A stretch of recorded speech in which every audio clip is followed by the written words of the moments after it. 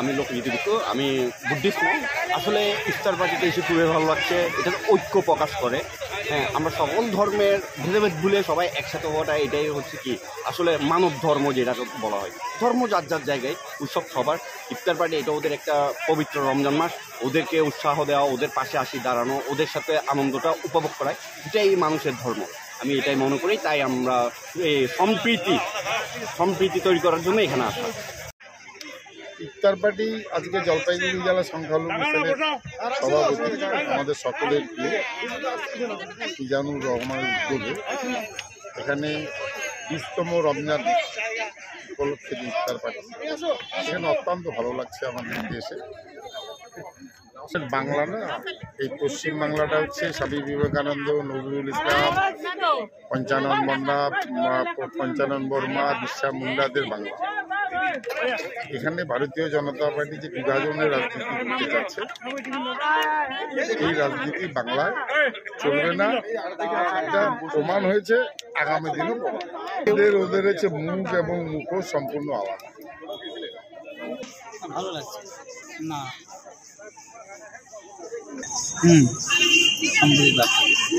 আপনার নাম? আমার বিপ্লব অধিকারী। আজকে আপনি দেখতে পেলেন আমাদের জলপাইগুড়ি সংখ্যালঘু তৃণমূল কংগ্রেসের পক্ষ থেকে দাওয়াতে ইফতার মাহফিলের প্রোগ্রাম ছিল এবং ঈদ বস্ত্র বিতরণ প্রোগ্রাম ছিল। কারা কারা উপস্থিত ছিলেন আজকের প্রোগ্রামে? আমাদের তৃণমূল কংগ্রেস, জলপাইগুড়ি তৃণমূল কংগ্রেস সমস্ত পরিবারের ইনভাইট ছিল।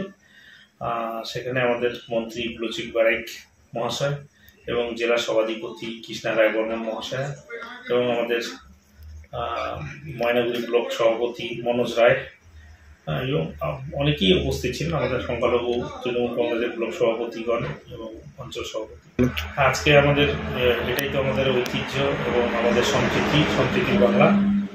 আমাদের এই ইফতার মাহফিল প্রত্যেক বছর আমাদের রাজ্য সভাপতি তথা ইটারের বিধায়ক জনাব মোশাররফ হোসেন সাহেবের নির্দেশে মাননীয় মুখ্যমন্ত্রী শ্রী মমতা ব্যানার্জি মহাশয়ের অনুপ্রেরণায় এবং আমাদের রাজ্য সভাপতি মোশাররফ হোসেন মহাশয়ের নির্দেশে প্রত্যেক বছর আমাদের এই ইফতার মাহফিল অনুষ্ঠিত হয়। আমরা জলপাইগুড়ি জেলায় পালন করি। আর এখানে আমাদের বিশেষ করে মন্দিরের পুরোহিত মহাশয় এবং আমাদের বুদ্ধিস্ট ধর্মগুরুরা, খ্রিশ্চান ধর্মগুরু এবং আমাদের মৌলানা সাহেবরা প্রত্যেকে আজকে এখানে এই ইফতার মাহফিলে উপস্থিত হয়ে একটা সম্প্রীতির বার্তা দিয়েছেন সমস্ত। বিজেপির কথা কি বলবো, মানে এনারা যখন করে তখন এটা তোষণের রাজনীতি নয়। আজকে ত্রিপুরার মুখ্যমন্ত্রী দেখবেন উনি ইফতার প্রোগ্রামে যান। আজকে কেন্দ্রীয় মন্ত্রী রাজনাথ সিং উনি সাদা টুপি মাথায় দিয়ে এবং বিহারের উপমুখ্যমন্ত্রী যারা এনারা ইফতার প্রোগ্রাম করেন, তখন সেটা কোনো ইয়ে নেই।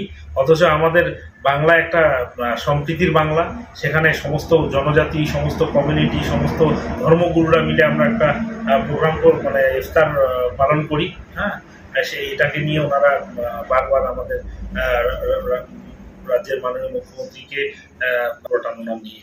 তো আজকে দেখা যাবে যে আমাদের এই সম্প্রীতির বাংলায় সমস্ত জনজাতির মানুষ, সমস্ত ধর্মগুরুরা মিলে যেভাবে আমরা সুন্দরভাবে ইফতার প্রোগ্রাম করলাম, এটা একটা ঐতিহাসিক প্রোগ্রাম। খুবই ভালো লাগলো সবাই মিলে একসঙ্গে।